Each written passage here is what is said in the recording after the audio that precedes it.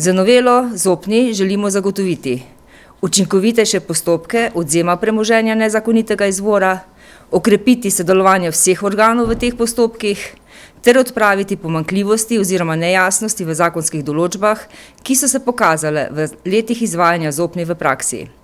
Dejstvo je, da nezakonito pridobljeno premoženje krepi organizirani kriminal in korupcijo, zato predlog zakona sledi vodilnemu načelu, da nihče ne more obdržati premoženja, ki ga je pridobil na nezakonit način oziroma z nezakonito dejavnostjo.